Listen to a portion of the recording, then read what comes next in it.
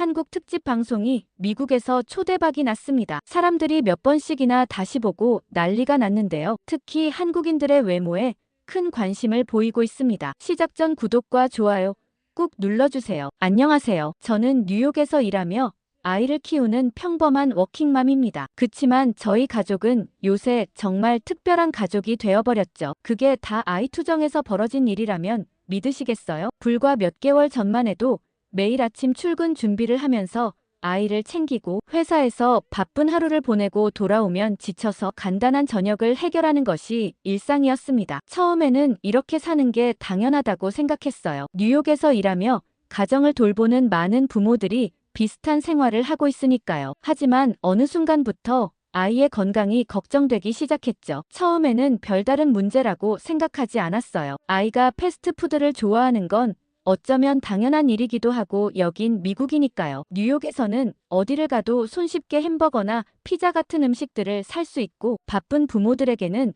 그런 음식이 훌륭한 해결책처럼 보였죠. 저도 일이 많아지면 아이에게 쉽게 해결할 수 있는 음식을 사주거나 가끔은 냉동식품을 데워 먹이기도 했습니다. 아침에는 시리얼이나 토스트, 우유 한 잔 정도로 끝내는 날이 많았고요. 그나마 학교에서 먹는 밥이 그나마 아이에겐 영양 잡힌 식단이었을 텐데 학교 급식이 완벽하지 않다는 건 이미 알고 있었어요. 영양사가 균형 잡힌 식단을 계획한다고는 하지만 대량으로 만들어지는 음식이다 보니 맛이나 질에서 아쉬운 점이 많았거든요. 아이도 급식을 그닥 좋아하진 않았어요. 물론 마음이 아팠지만 바쁜 일상 속에서 매일 도시락을 준비할 여유가 없었기에 그저 위로의 말만 건넬 수밖에 없었죠. 실제로 급식 메뉴를 보면 튀긴 음식이 자주 나오고 그마저도 만든 지 오래돼 식감이 좋지 않다고 해요. 급식엔 아이들이 먹기 편하게 만든다는 명목으로 가공식품 위주의 메뉴가 많았어요. 물론 학교에서도 노력은 하지만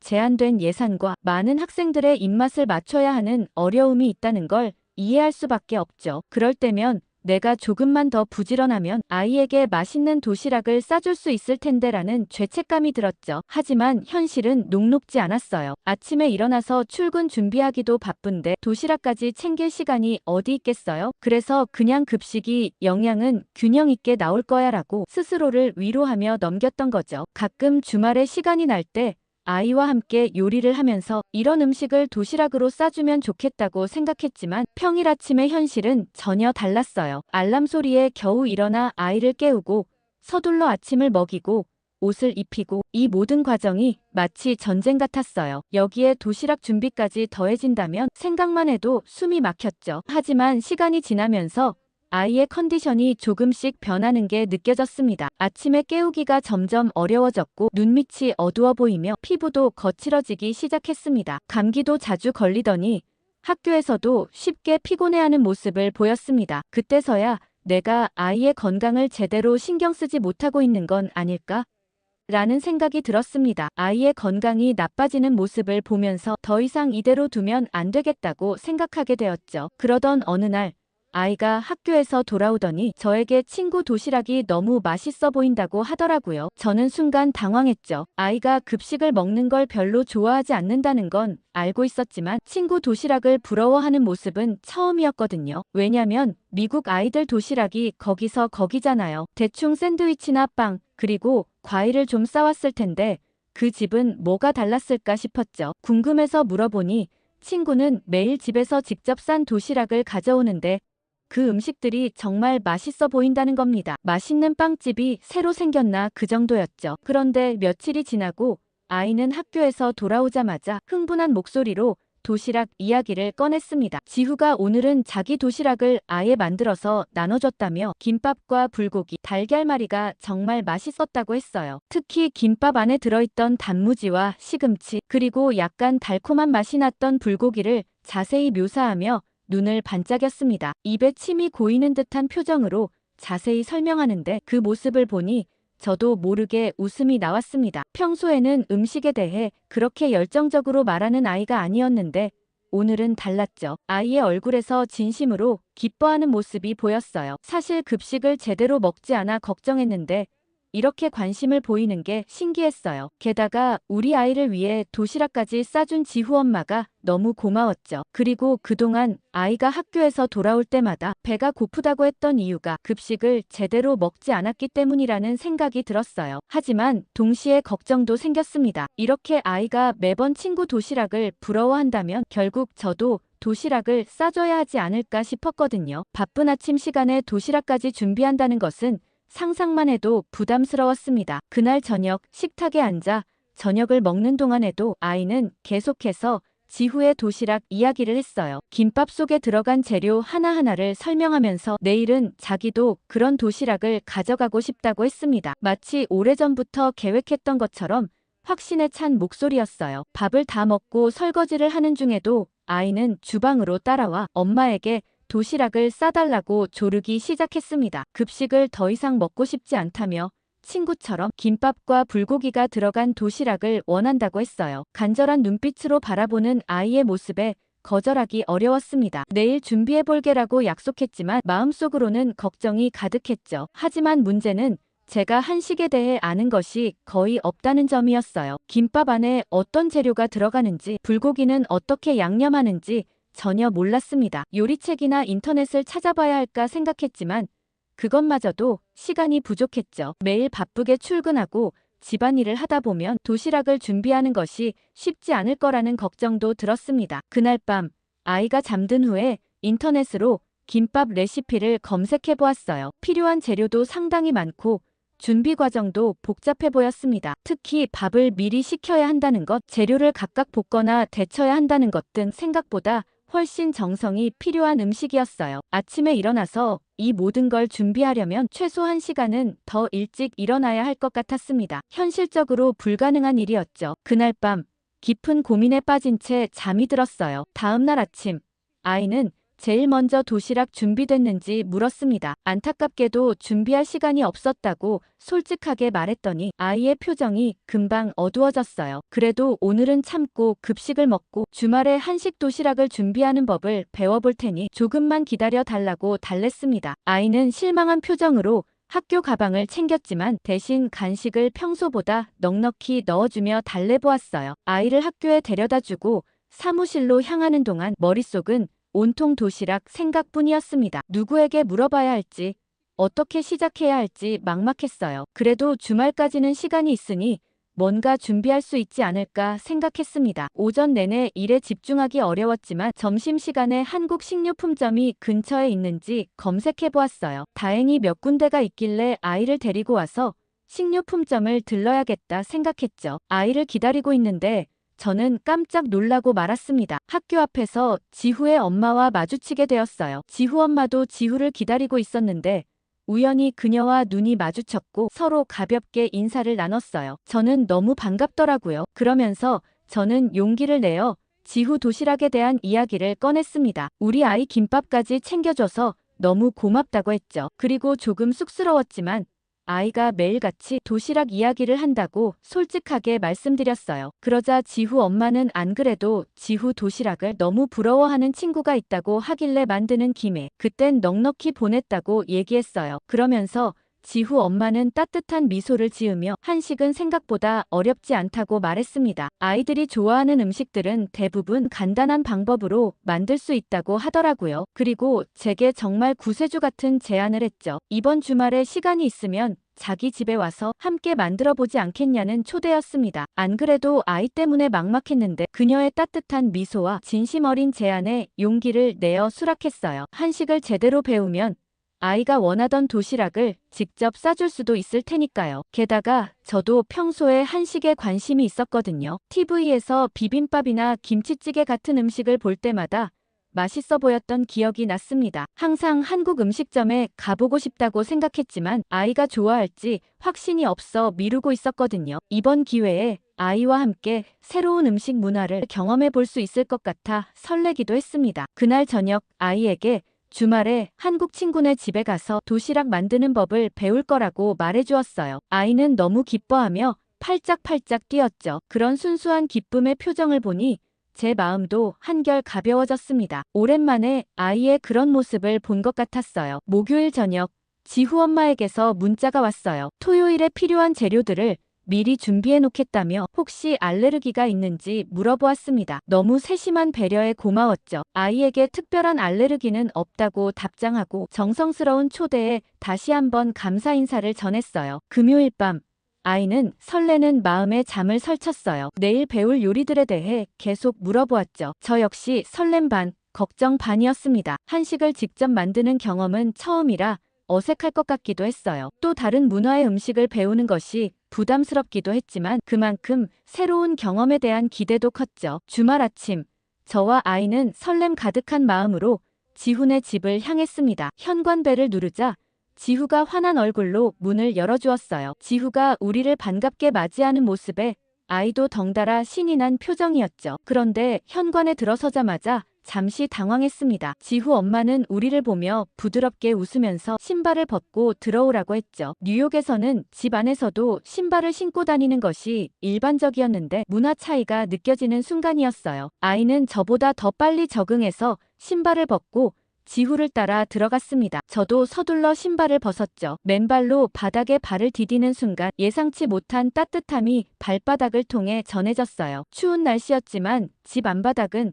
놀랍도록 따뜻했습니다. 지후 엄마는 이것을 온돌이라고 부른다고 설명해 주었어요. 한국의 전통적인 난방 방식이라고 하더라고요. 그런데 거실에서 더 놀라고 말았어요. 소파 대신 낮은 테이블과 바닥에 깔린 쿠션들이 있었죠. 지후와 지후 엄마는 자연스럽게 바닥에 앉았고 저도 따라 앉았습니다. 처음에는 어색했지만 온돌 바닥의 따뜻함이 전해지면서 의외로 편안함을 느꼈어요. 바닥에 앉아 식사하는 문화가 있다는 것은 들어본 적 있었지만 직접 경험해보니 생각보다 훨씬 아늑했습니다. 테이블 위에는 이미 차가 준비되어 있었어요. 투명한 유리잔 안에는 옅은 갈색빛을 띤 따뜻한 음료가 담겨 있었습니다. 호기심에 잔을 들어 한 모금 마셔보았어요. 마셔본 순간 입안 가득 퍼지는 구수하고 고소한 맛이 새롭게 느껴졌습니다. 커피나 녹차, 홍차와는 전혀 다른 맛이었어요. 약간 볶은 듯한 향과 함께 부드러운 목넘김이 인상적이었죠. 이게 뭐냐고 묻자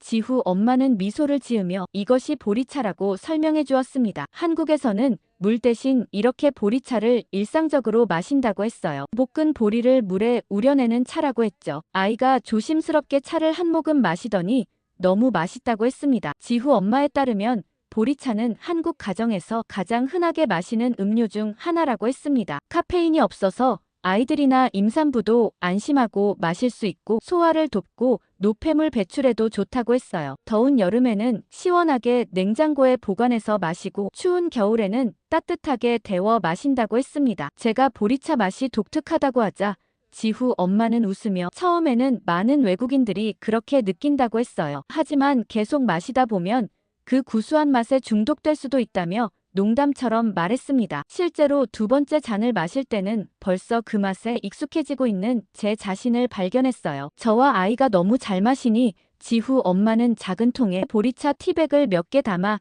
저에게 선물했습니다. 집에서도 쉽게 만들어 마실 수 있도록 방법도 알려주었어요. 아이에게도 단 음료보다는 보리차를 마시게 하는 게 좋았다는 말도 덧붙여 주었죠. 아이들은 마당에서 자기들끼리 놀기 시작했고 저는 지후 엄마에게 도시락을 배우기로 했어요. 지후 엄마의 주방은 정갈하고 아담했죠. 주방 한쪽에는 이미 도시락을 만들기 위한 재료들이 준비되어 있었어요. 한식은 예상대로 손이 정말 많이 갔지만 지후 엄마의 팁 덕분에 좀 더 수월하게 할 수 있었습니다. 게다가 김밥을 만들 땐 서툴러서 모양이 예쁘게 나오지 않았지만 지후 엄마의 도움으로 몇 번 연습하자 점점 나아졌어요. 점심시간이 되자 우리가 함께 만든 음식들을 테이블에 차려놓고 식사를 했어요. 식사를 하며 저는 한국의 식문화에 대해 더 궁금해졌습니다. 지후 엄마에게 물어보니 한국에서는 한 끼 식사에 여러 가지 반찬을 함께 먹는 것이 일반적이라고 했어요. 밥을 중심으로 다양한 반찬을 조금씩 먹는 방식인데 이렇게 하면 영양 균형도 좋고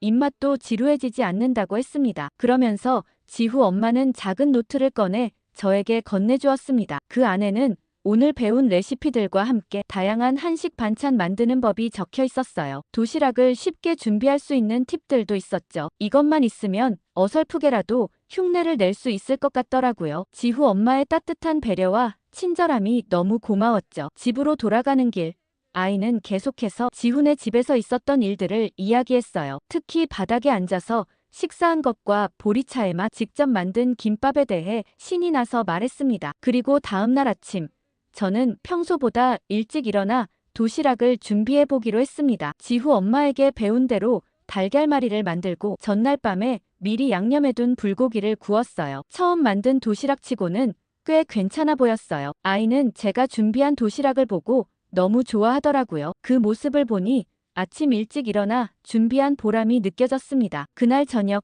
아이는 학교에서 돌아와 흥분된 목소리로 친구들이 자신의 도시락을 부러워했다고 말했어요. 특히 달걀말이가 인기였다며 한 친구는 맛을 보고 싶어 했다고 했습니다. 아이의 자랑스러운 표정을 보니 저도 뿌듯했어요. 그날부터 저는 아이를 위해 매일 도시락을 준비하기 시작했습니다. 처음에는 어려웠지만 점점 요령이 생기면서 아침 시간을 효율적으로 사용할 수 있게 되었어요. 주말에는 지후 엄마가 알려준 대로 미리 반찬을 만들어 냉장고에 보관해 두었다가 평일에 활용했습니다. 한 달쯤 지나자 놀라운 변화가 생겼어요. 아이가 아침에 더 쉽게 일어나기 시작했고 학교에서 돌아온 후에도 피곤해하는 모습이 줄었습니다. 피부도 전보다 맑아졌고 감기에 걸리는 횟수도 확실히 줄어들었어요. 균형 잡힌 식사가 아이의 건강에 좋은 영향을 미치고 있다는 것을 눈으로 확인할 수 있었습니다. 게다가 아이는 요리에 관심을 갖기 시작했어요. 주말이면 저와 함께 부엌에서 음식을 만드는 것을 즐겼고 점점 더 많은 한식 요리를 배우고 싶어 했습니다. 함께 요리하는 시간은 우리 모두에게 특별한 추억이 되었어요. 이제는 저희 집 식탁에도 다양한 한식 반찬들이 오르게 되었습니다. 아침에는 밥과 국, 몇 가지 반찬으로 구성된 한식 아침을 먹기도 하고 저녁에는 비빔밥이나 불고기처럼 아이가 좋아하는 한식을 자주 만들어 먹었어요. 주말마다 지훈의 집에 가서 한식을 배우고 평일에는 아이를 위해 도시락을 싸게 된 지 2달 정도 지났을 무렵이었죠. 아이는 한식 도시락에 완전히 빠져 있었고 저도 이제는 아침에 일어나 도시락을 준비하는 것이 익숙한 일상이 되었습니다. 아이가 특히 좋아하는 건 달걀말이었는데 지후 엄마에게 배운 대로 설탕 대신 당근을 갈아 넣어 자연스러운 단맛을 내는 방법이 정말 유용했죠. 그러던 어느 날 학교 앞에서 아이를 기다리고 있는데 어떤 엄마가 다가와 말을 걸어왔습니다. 메이핑이라는 아이의 엄마였어요. 평소에 학교 행사에서 몇 번 마주친 적은 있었지만 깊은 대화를 나눈 적은 없었죠. 사실 그리 좋은 인상은 아니었습니다. 메이핑 엄마는 요즘 제가 아이에게 한식 도시락을 많이 싸주는 것 같다고 말을 꺼냈어요. 자기 딸이 매일 이야기한다면서요. 갑작스런 말에 좀 당황했지만 가볍게 웃으며 그렇다고 대답했죠. 그런데 메이핑 엄마의 다음 말에 조금 놀랐습니다. 한식은 너무 맵고 짜서 아이들 건강에 좋지 않다는 거였어요. 특히 김치 같은 음식은 아이들이 먹기에는 너무 자극적이라며 걱정하는 듯한 표정을 지었습니다. 예상치 못한 발언에 어떻게 반응해야 할지 몰라서 잠시 머뭇거렸어요. 하지만 메이핑 엄마는 제 반응과는 상관없이 계속 말을 이어갔어요. 중국 음식이야말로 진짜 건강식이라며 한방 재료를 써서 몸에 정말 좋다고 강조했습니다. 약식동원이라고 음식이 곧 약이 된다는 중국의 전통적인 믿음까지 설명해 주었어요. 저는 불편한 마음이 들었지만 최대한 정중하게 웃으며 듣고 있었습니다. 사실 메이핑 엄마에 대해서는 좋지 않은 기억이 있었거든요. 한 달 전쯤 학교 봄 축제 때였어요. 아이들이 모두 무대에 올라 공연을 하고 있었는데 메이핑 엄마가 갑자기 앞 사람들을 밀치고 최전방으로 가서 자기 폰으로 사진을 찍기 시작했던 일이 있었습니다. 뒤에 있던 몇몇 학부모들이 불만을 표했지만 아랑곳하지 않고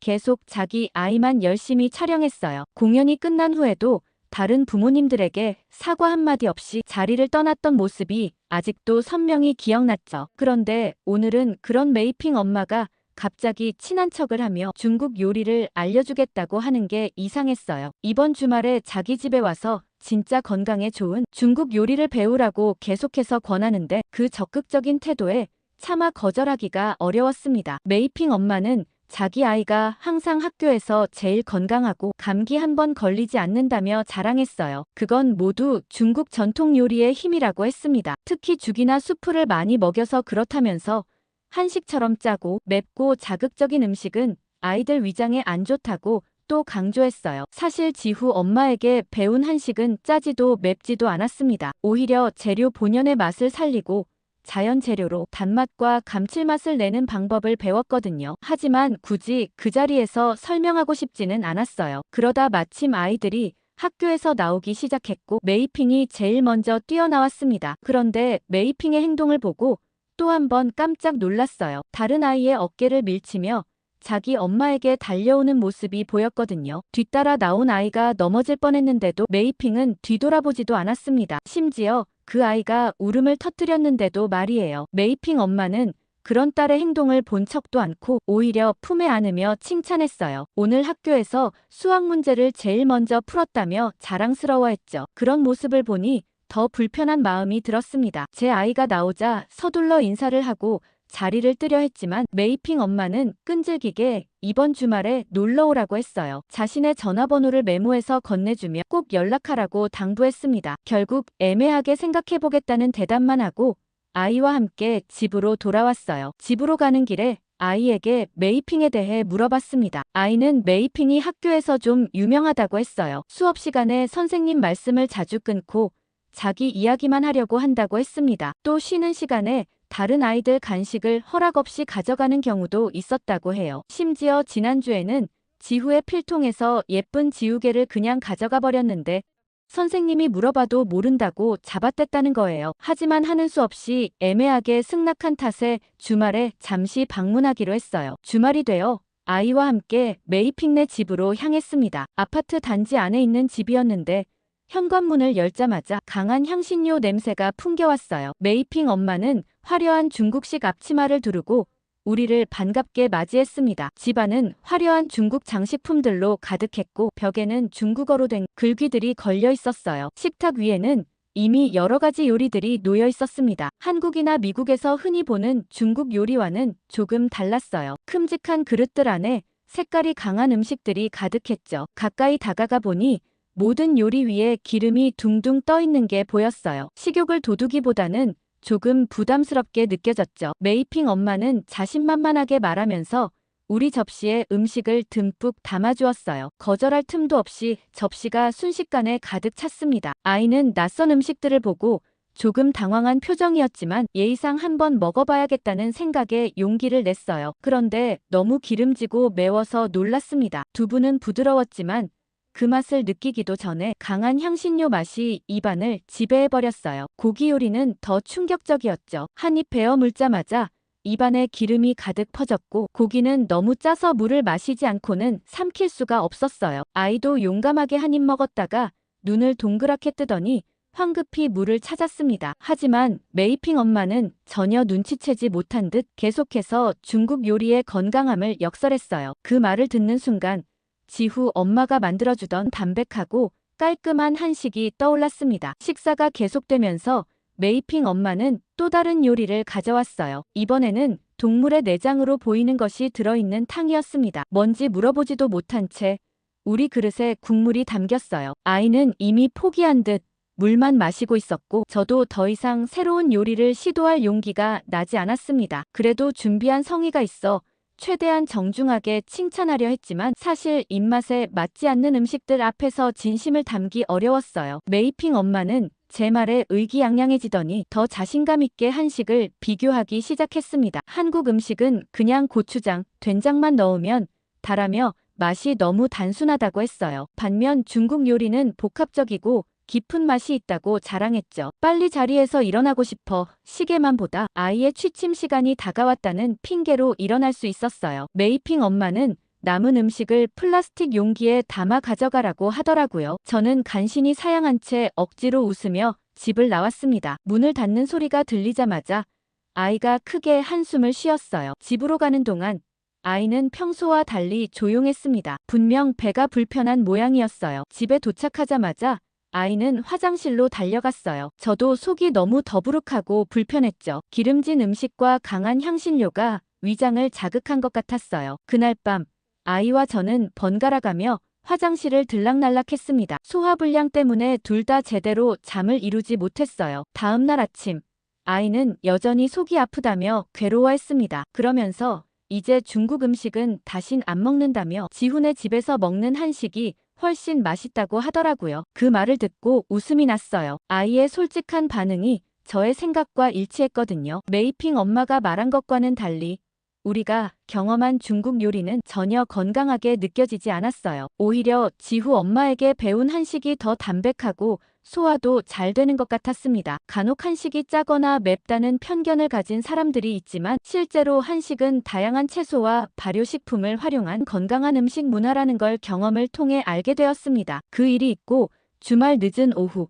지친 몸과 마음을 달래고 싶어서 백화점으로 향했습니다. 한식 도시락을 만들고 메이핑 엄마의 집에서 불편한 식사를 경험한 이후 잠시 머리를 비우고 싶었거든요. 아이는 지훈의 집에 맡기고 혼자만의 시간을 갖기로 했죠. 매일 아침 일찍 일어나 도시락을 준비하고 직장에서 바쁜 하루를 보내고 집에 돌아와 저녁 준비하는 일상에 조금 지쳐 있었어요. 이럴 땐 혼자 쇼핑을 하며 기분 전환을 하는 게 최고인 것 같았습니다. 쇼핑몰에 도착해서 가장 먼저 향한 곳은 옷 매장이었어요. 요즘 도시락 만들기에 푹 빠져 있다 보니 자기 관리에 소홀했던 것 같아서 예쁜 옷이라도 하나 사서 기분을 바꿔보고 싶었거든요. 매장 안으로 들어서니 화사한 봄 컬렉션이 눈에 들어왔습니다. 특히 파스텔톤의 원피스들이 마음에 쏙 들었어요. 그런데 옷들을 구경하고 있는데 문득 제 시선이 한 여성에게 고정됐어요. 날씬하고 세련된 분위기의 아시아계 여성이었는데 머리부터 발끝까지 완벽하게 스타일링이 되어 있었죠. 짧은 단발머리는 윤기가 흘렀고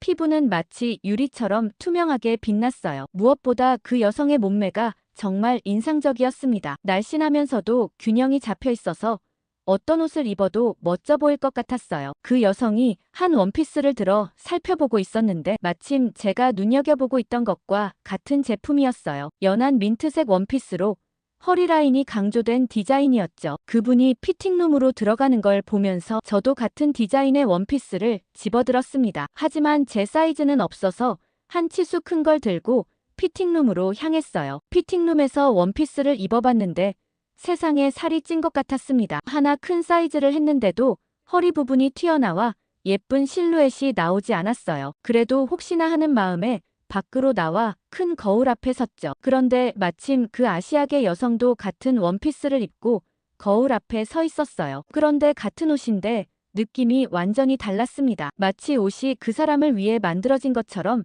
완벽하게 맞았어요. 허리 라인은 강조되고 스커트 부분은 자연스럽게 흘러내려 정말 우아해 보였죠. 저도 모르게 그 여성을 유심히 바라보고 있었나 봅니다. 그 여성과 눈이 마주쳤고 민망함에 급히 미소 지었어요. 그런데 그 여성도 친절하게 웃으며 인사를 건넸습니다. 한국어 억양이 느껴지는 영어였어요. 그렇게 대화가 시작됐죠. 처음에는 원피스에 대한 이야기로 시작했어요. 제가 그 옷이 잘 어울린다고 칭찬했더니 수줍게 웃으며 고맙다고 했습니다. 그러다가 자연스럽게 어떻게 그런 몸매를 유지하는지 물어봤어요. 솔직히 좀 민망한 질문이었는데 그 순간 너무 궁금해서 참을 수 없었거든요. 특별한 운동이나 다이어트를 하는지 물었죠. 그런데 그 여성의 대답이 의외였어요. 특별히 관리하는 건 없다고 그냥 평소처럼 살아왔을 뿐이라고 했습니다. 한국에서는 밥과 반찬 위주로 먹고 국물 요리를 자주 먹는데 그게 도움이 되는 것 같다고 했어요. 또 자연스럽게 걷는 습관이 있다고도 했죠. 무슨 특별한 비결이 있을 줄 알았는데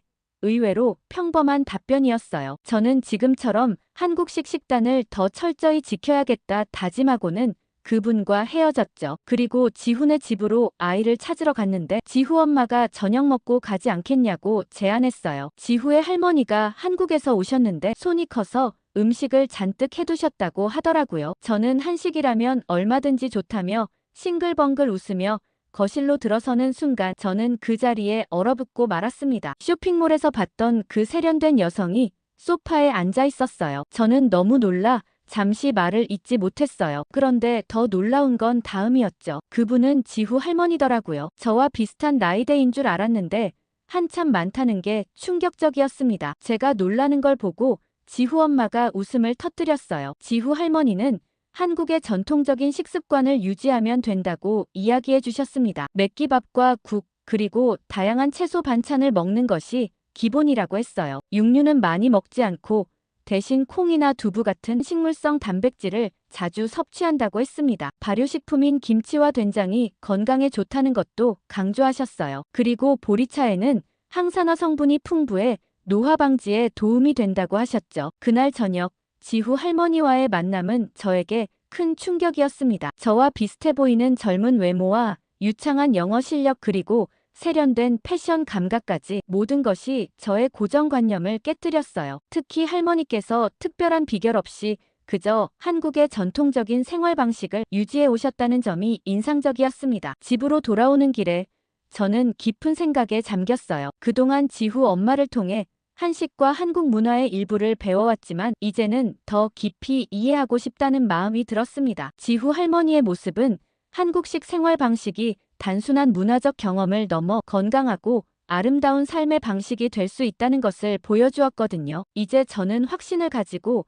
한국식 생활 방식을 우리 가족의 일상에 적극적으로 도입하기로 결심했어요. 건강한 음식과 규칙적인 생활 습관 그리고 적당한 운동, 무엇보다 가족과 함께하는 식사 시간의 중요성을 배웠습니다. 이런 작은 변화들이 쌓여서 언젠가는 저도 지후 할머니처럼 나이보다 젊고 건강한 모습을 유지할 수 있지 않을까 하는 희망을 갖게 되었어요. 태국에서 발가벗고 싸우고 있는 중국 여성들이 있습니다. 이 여성들을 보고 천벌을 받을 인간들 제발 태국 땅에서 나가라는 반응인데요. 한때 중국인 관광객에 대한 우호적인 정책으로 나라 문을 활짝 열었던 태국이 심상치 않습니다. 최근 불법 체류로 강제 추방되어 한국의 앙심을 품고 있던 태국인들의 행동이 180도 달라졌는데요. 이젠 제발 한국인들이 돌아오면 좋겠다고 뼈저리게 후회하고 있는 중이라고 합니다. 특히 오늘의 주인공은 중국인이 친구에게 했던 몹쓸 행동으로 분노의 치를 떨고 있습니다. 어떤 사연인지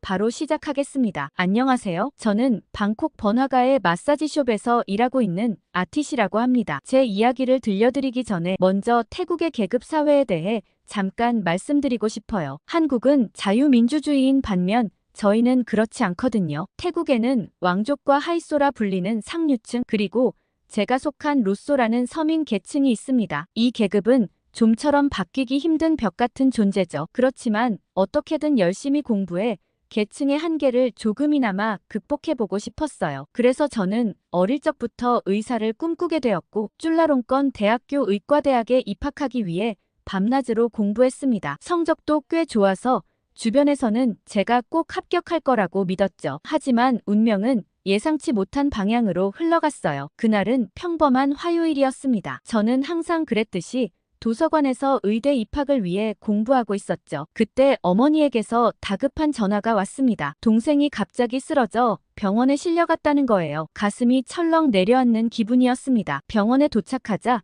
의사는 동생의 상태가 심각하다고 말했어요. 희귀한 신경계 질환으로 장기간의 치료가 필요하다는 설명이었습니다. 그 순간 머릿속이 하얘졌죠. 치료비는 천문학적인 금액이었고 우리 가족의 형편으로는 감당하기 힘든 수준이었어요.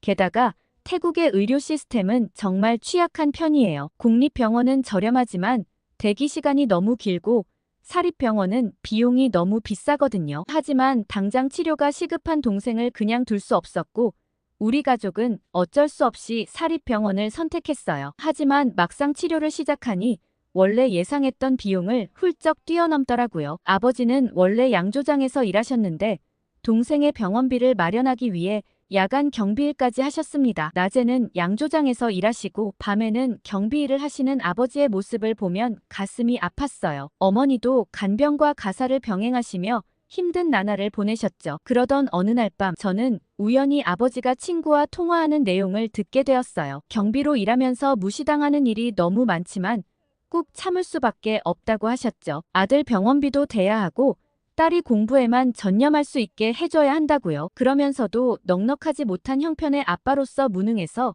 아이들과 와이프에게 미안하다고 하시더라고요. 그 순간 저는 더 이상 공부만 하고 있을 수 없다는 걸 깨달았어요. 다음 날 저는 부모님께 제 결심을 말씀드렸습니다. 학업을 잠시 중단하고 일을 하겠다고요. 처음에 부모님은 극구 만류하셨어요. 지금 공부를 그만두면 다시 학교로 돌아가기는 정말 힘들다고 하셨죠. 하지만 저의 결심을 꺾을 수는 없었습니다. 사실 통장 잔고가 바닥이라는 건 이미 알고 있었고 부모님도 별다른 방법이 없다는 걸 알고 계셨거든요. 처음에는 편의점이나 카페에서 아르바이트를 했지만 그것만으로는 부족했습니다. 동생 치료비에 생활비까지 필요했으니까요. 지금보다 더 많은 수입이 필요했어요. 그러던 중 우연히 마사지숍 구인 광고를 보게 되었습니다. 처음에는 망설였어요. 마사지사라는 직업에 대한 편견도 있었고 부모님의 반대도 예상됐죠. 하지만 급여가 다른 일자리보다 훨씬 높았어요. 동생의 치료비를 생각하면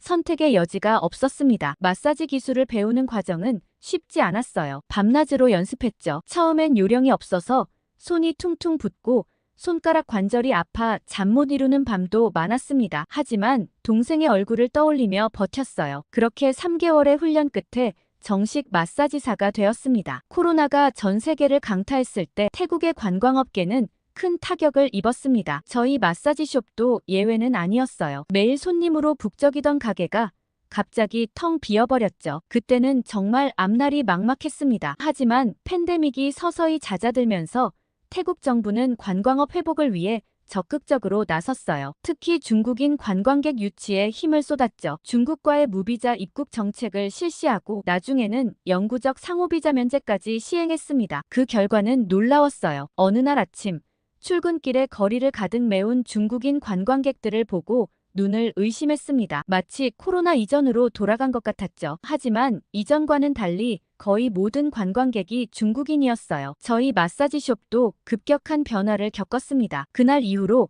거의 매일같이 중국인 단체 관광객들이 찾아왔거든요. 처음에는 일거리가 늘어나서 몸은 힘들었지만 좋았어요. 매출이 늘어나니 월급도 오르고 추가 근무 수당도 받을 수 있었죠. 동생의 병원비를 내는데 큰 도움이 되었습니다. 하지만 곧 문제가 생기기 시작했어요. 특히 그날은 정말 최악이라 기억에 남아요. 20명 정도 되는 중국인 단체 관광객이 들어왔습니다. 그들은 모두 팔다리 가득 문신을 잔뜩 하고 들어왔죠. 문신에 대한 편견이 있는 것은 아니었지만 약간 무서운 느낌도 들었습니다. 20명 모두가 그런 문신에 덩치가 어마어마하게 컸거든요. 그중 일부 손님들은 손에 술을 병째로 들고 마시면서 들어왔어요. 그러더니 마사지를 받으면서 갑자기 큰 소리로 노래를 부르기 시작했어요. 다른 손님들이 불편해하는 게 눈에 보였죠. 다른 마사지사 친구들도 무서워서 차마 그에게 말을 걸지 못했습니다. 하는 수 없이 저는 조심스럽게 그 손님에게 다른 손님들을 위해 조금만 조용히 해달라고 부탁했어요. 하지만 그 손님은 오히려 화를 내며 더 큰 소리로 노래를 불렀고 그 친구들도 덩달아 같이 소란을 피우며 시끄럽게 굴더라고요. 너무 무섭고 황당했어요. 사장님도 나서서 상황을 진정시키려 했지만 소용이 없었죠. 결국 다른 손님들이 불만을 토로하며 가게를 떠나기 시작했습니다. 가게에는 오직 중국인 단체 손님들 뿐이었죠. 그래도 보통 중국인 단체 손님들은 재방문을 하는 경우는 없으니 이 사람들이 다시는 안 올 거라 생각하며 위안을 삼을 수밖에 없었어요. 힘든 하루를 보내고 막 퇴근하려는데 동료 수파폰의 표정이 엄청 어두웠습니다. 저는 수파폰을 툭툭 치며 말을 걸었는데 화들짝 놀라더라고요. 무슨 일이 있냐고 물었더니 아무 일도 아니라며 괜찮다고 하더라고요. 수파폰은 홀어머니와 둘이 살고 있는데 어머니가 편찮으셔서 저처럼 생계에 뛰어든 친구예요. 저와 비슷한 시기에 일을 시작해서 그런가 서로 더 의지하고 챙겨주는 사이죠. 평소에는 일이 끝나도 늘 에너지가 넘치는 친구인데 너무 어두운 표정을 하고 있어 오늘 유독 힘들었나 보다 싶었습니다. 그런데 나중엔 제가 그냥 이렇게 넘어갔던 걸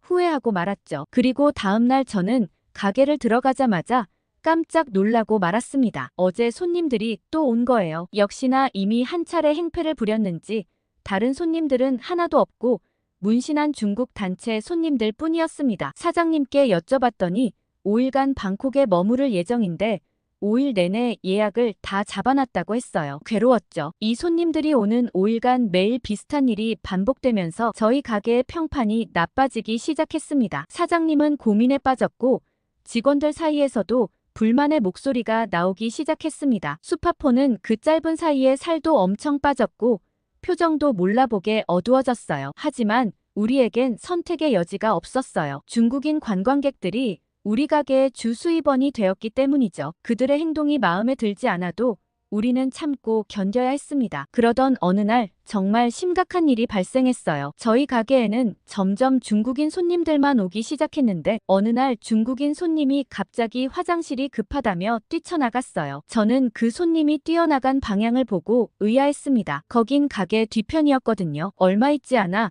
경비원이 다급하게 가게로 들어와 큰 소리를 쳤습니다. 그 손님이 가게 뒤편의 왕실 소유 정원에서 용변을 보고 있다고 말이죠. 태국에서 왕실 모독은 중대한 범죄였고 가게의 모든 사람들이 깜짝 놀라 달려나갔어요. 사장님과 함께 다급히 그 손님을 제지하려고 했지만 이미 늦었어요. 왕실 경비대가 출동해 그 손님을 체포해갔죠. 나머지 중국인 관광객들도 모두 경찰서로 연행되었습니다. 이 사건 이후 우리 가게는 큰 곤경에 처했어요. 왕실 모독 사건에 연루되어 한동안 영업 정지 처분을 받았죠. 그동안 불만이 많았던 직원들의 스트레스도 극에 달했고 일부는 사직서를 제출하기도 했습니다. 그런데 저는 수파폰까지 그만둔다는 소리에 깜짝 놀랐습니다. 얼마 전까지만 해도 아직 빚이 많아 절대 그만둘 수 없다며 눈물을 글썽이는 모습까지 봤거든요. 수파폰은 아무런 말도 하지 않은 채 그만뒀고 일을 그만둔 후로는 연락도 받지 않았어요. 그렇게 수파폰이 갑자기 일을 그만두고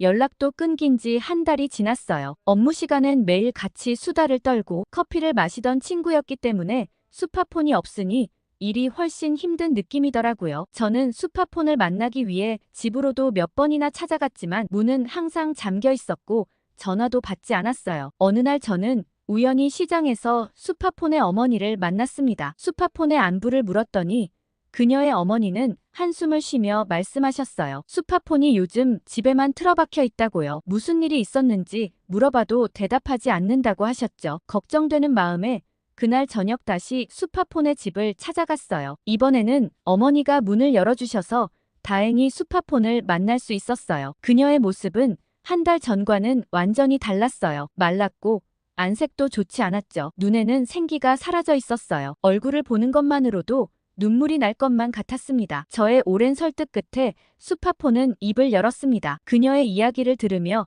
저는 충격과 분노로 가슴이 무너져 내렸어요. 수파폰은 그날의 끔찍한 기억을 떨리는 목소리로 말하기 시작했습니다. 그때 문신한 중국인 손님들이 왔던 첫날 저녁에 그중 한 명이 수파폰의 담당이었다고 했어요. 처음에는 평범한 손님처럼 보였지만 마사지가 시작되고 얼마 지나지 않아 그 손님은 수파폰에게 부적절한 요구를 하기 시작했다고 해요. 수파폰이 거절하자 그 손님은 돈을 더 주겠다며 집요하게 요구했대요. 결국 수파폰이 강하게 거부하자 그 손님은 화를 내며 수파폰을 제압했다고 했어요. 그리고 그 과정에서 차마 말 못할 사건을 당했다고 하더라고요. 방에는 CCTV도 없었고 두 사람뿐이었기 때문에 아무런 저항도 할 수 없었다고 했어요. 차마 누구에게 말할 수도 없었는데 어머니의 병원비와 막대한 빚 때문에 당장 일을 그만둘 수도 없었다고 했어요. 그런데 다음 날도 또 다음 날도 5일간 그때 그 손님은 계속해서 수파폰에게 예약을 했고 수파폰은 속수무책으로 당했다고 했습니다. 그때 왜 그랬는지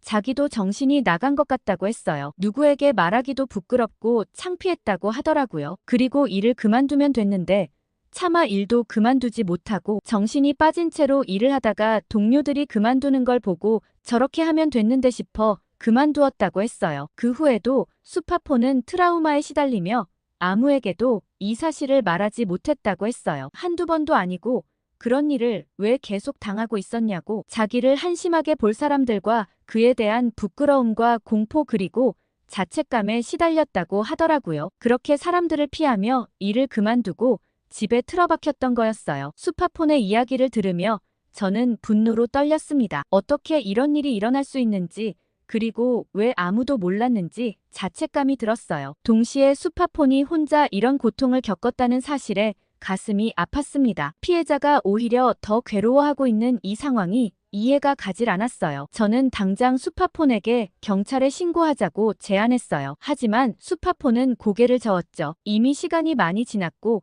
증거도 없으며 외국인 관광객이라 찾기도 어려울 거라고 했어요. 게다가 그녀는 이 일이 알려지는 것을 두려워했습니다. 더군다나 어머니가 이 사실을 아시면 참지 못하실 것 같다고 했죠. 지금도 가족 걱정만 하는 수파폰의 모습에 정말 마음이 아팠습니다. 그날 밤 집으로 돌아오는 길에 저는 많은 생각이 들었어요. 가뜩이나 추태를 부리는 중국인 손님들이 늘어나는 데다 영업정지에 수파폰이 이런 일까지 당했다니 더 이상 이대로 두고 볼 수만은 없겠다는 생각이 들었습니다. 다음 날 저는 사장님께 용기를 내어 이대로는 안 된다고 말씀드렸어요. 원래라면 사장님은 돈 되는 중국인들을 절대 포기하지 않으셨을 테지만 상황의 심각성을 인지하셨어요. 직원들도 다 떠나가고 행정처분까지 받아서 고민이 많으셨죠. 사장님은 중국인 전용 구역을 따로 만들까라고 얘기하셨지만 저는 중국인 손님을 아예 안 받는 게 어떨까 제안했습니다. 중국인 때문에 일을 못하고 마사지사를 구하는 게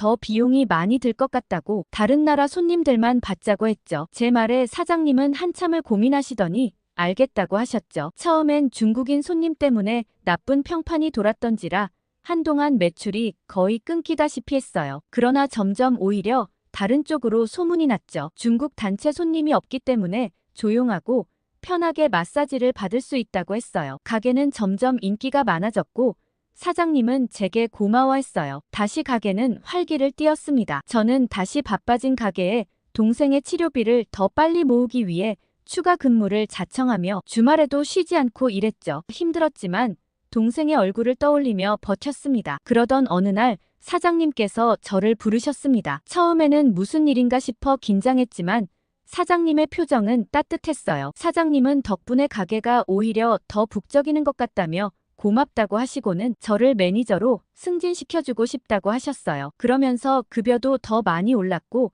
책임감도 막중해졌죠. 그날 저녁 병원에 있는 동생을 찾아갔어요. 그러면서 이제 매니저로 승진해 월급을 더 많이 받게 되었다고 했고 동생은 눈물을 글썽였습니다. 너무 미안하다고 말이죠. 저는 그런 생각 하나도 할 필요 없다며 얼른 건강히 낫기만 하면 된다고 했습니다. 그러던 어느 날 태국 관광업계에 큰 변화가 찾아왔습니다. 한국인 관광객들의 발길이 뚝 끊긴 거예요. 처음에는 일시적인 현상이라 생각했지만 시간이 지날수록 상황은 나아지지 않았습니다. 그즈음 태국 뉴스에서는 연일 마약 문제와 관광객 안전사고에 대한 보도가 이어졌어요. 특히 한국에서 태국인이 마약 문제에 연루되어 체포되는 사건이 몇 차례 발생했죠. 이 소식은 한국 언론에도 크게 보도되었고 태국 여행에 대한 경고령까지 내려졌다고 했어요. 그래서 한국 손님들이 더 이상 발길을 하지 않는 건가 싶었죠. 그렇게 한국인 관광객들의 발길이 끊긴 지 몇 달이 지났을 무렵 우리 마사지숍에 오랜만에 한국인 커플이 방문했습니다. 저는 솔직히 좀 놀랐습니다. 현관문이 열리고 들어온 그들은 조용하고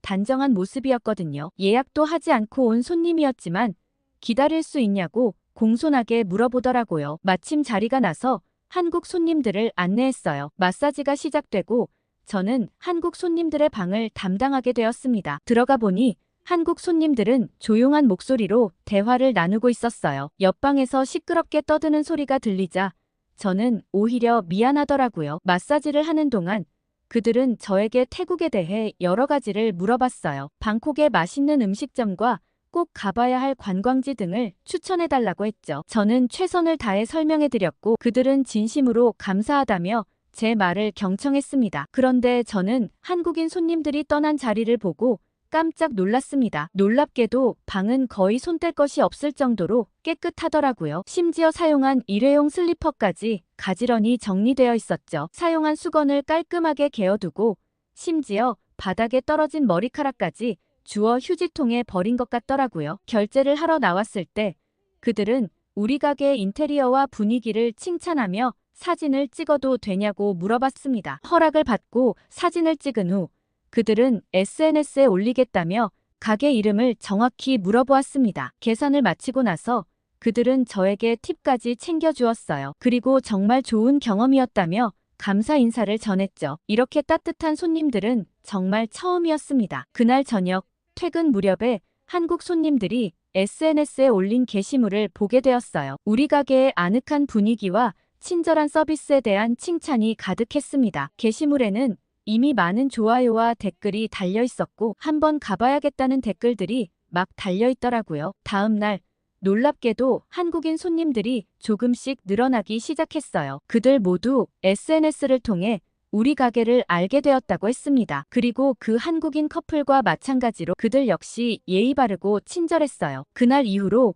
우리 가게에는 조금씩 변화가 생겼어요. 한국인 손님들이 늘어나면서 가게의 분위기도 조금씩 바뀌어 갔습니다. 시끄럽고 혼잡했던 분위기가 조용하고 여유로워졌죠. 다른 손님들도 이런 변화를 느꼈는지 점점 더 많은 사람들이 우리 가게를 찾기 시작했어요. 사장님도 이런 변화를 눈여겨보셨나 봐요. 어느 날 저를 불러 한국인 손님들을 위한 특별 서비스를 기획해보라고 제안하셨습니다. 한국어로 된 안내문을 만들고 한국인들이 좋아하는 아로마 오일을 구비해두기도 했죠. 이런 노력 덕분인지 우리 가게는 점점 더 많은 한국인 관광객들 사이에서 입소문이 나기 시작했습니다. 직원들도 모두 친절한 한국인들이 좋다며 너무 만족하며 다니고 있었고, 심지어 다른 가게 직원들도 우리 가게로 오고 싶어 할 정도였죠. 저는 중간중간 수파폰에게 연락해서 달라진 가게의 분위기를 전하며 혹시나 언제든 일하고 싶으면 연락달라고 메시지를 보내놓기도 했어요. 언제까지고 방에 틀어박혀 있을 순 없으니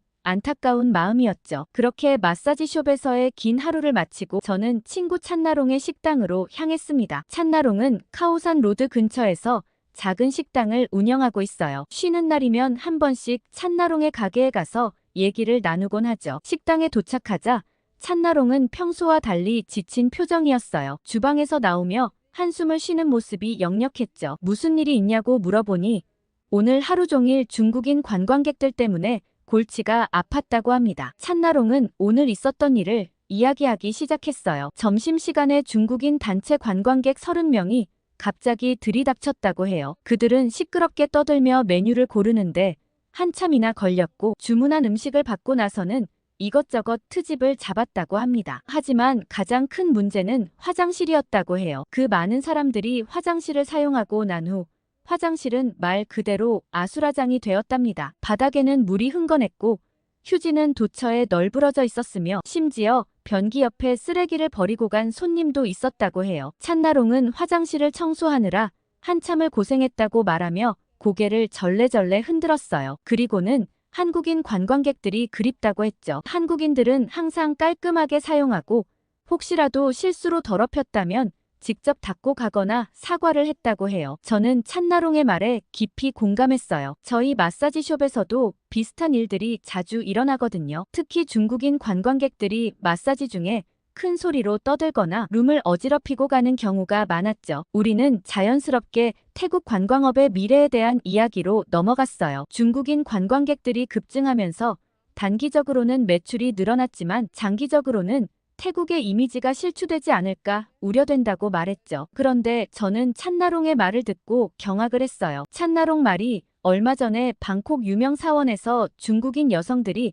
정말 미친 행동을 했다고 하더라고요. 그러면서 보여준 영상은 믿을 수가 없었습니다. 그 두 여성은 옷을 벗고 사원에서 머리채를 잡고 싸우고 있는 거예요. 감히 방콕 사원에서 그런 불경스러운 행동을 하다니 정말 화가 머리끝까지 치밀어 올랐어요. 그 여성들은 부적절한 행동으로 바로 체포되었다고 했지만 태국 정부가 중국에 밉보일까봐 얼마 안 있어 그대로 풀어줬다고 하더라고요. 그 얘기를 듣고 태국 국민들이 정말 분노했다고 했어요. 당연히 추방해야 되는 거 아니냐고 중국인들 제발 나가라며 난리가 났죠. 찬나롱은 진짜 이젠 중국인이면 진절머리가 난다고 얘기하고서는 한국 손님들이 그립다고 얘기했어요. 그리곤 제게 동생 이야기를 물어봤는데 저희 동생은 이제 정말 많이 회복했다고 했죠. 제 말을 듣고 찬나롱은 그럼 공부를 다시 시작하는 거야? 하고 물었습니다. 그런데 솔직히 저는 이제 다시 공부를 하러 갈 자신이 없었어요. 아직 동생이 회복되긴 했지만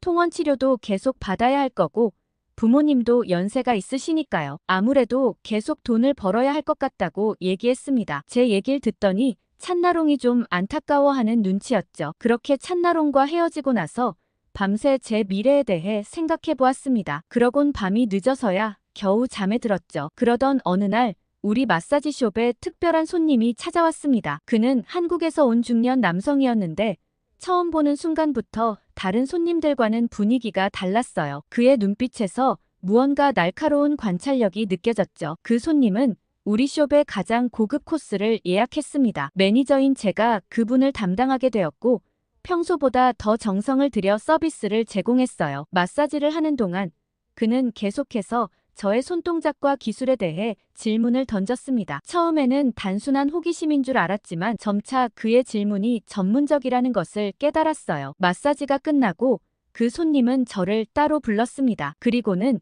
자신이 한국에서 대형 마사지 체인점을 운영하고 있다고 밝혔어요. 태국의 전통 마사지 기술을 배우고 좋은 인재를 발굴하기 위해 이곳에 왔다고 했죠. 그는 제 서비스에 깊은 인상을 받았다며 한국에서 일해볼 생각이 없냐고 물었습니다. 순간 저는 얼떨떨했어요. 해외에서 일하면 좋겠다고 생각해 본 적은 있지만 이렇게 갑작스럽게 제안을 받을 줄은 몰랐거든요. 그 손님은 자세히 설명을 이어갔습니다.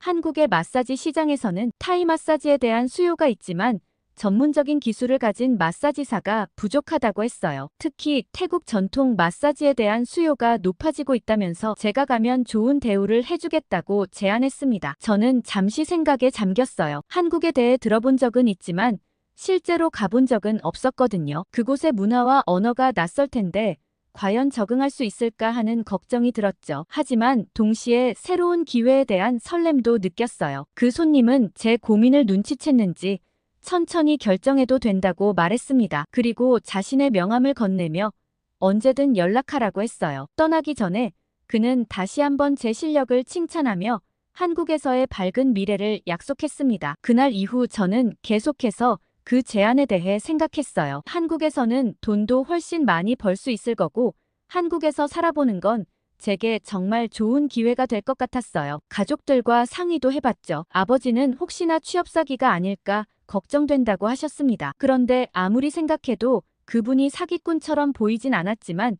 조심해서 나쁠 건 없다고 생각했죠. 일주일 후 저는 용기를 내어 그 손님에게 연락을 했습니다. 그는 제 연락을 반갑게 받아주었고 구체적인 조건들을 설명해 주었어요. 월급과 숙소 그리고 비자 문제 등 모든 것을 꼼꼼히 챙겨주겠다고 했죠. 특히 비자 문제에 대해 자세히 설명해 주었어요. 한국에서 일하기 위해서는 특정 비자가 필요한데 그 과정이 복잡하고 시간이 오래 걸린다고 했습니다. 하지만 그가 모든 절차를 도와주겠다고 약속했어요. 그리고 이미 가게에서 일하고 있는 다른 태국 마사지사가 있어서 그분과 통화도 했죠. 꼼꼼하게 설명해주고 가게에 대해 알려주는 모습을 보며 저는 그분을 완전 신뢰할 수밖에 없었습니다. 그 후로 몇 주 동안 저는 한국행을 준비했습니다. 한국어 공부도 시작했고 한국 문화에 대해서도 열심히 찾아봤어요. 때로는 두렵기도 했지만 새로운 도전에 대한 기대감이 더 컸죠. 마침내 모든 준비가 끝나고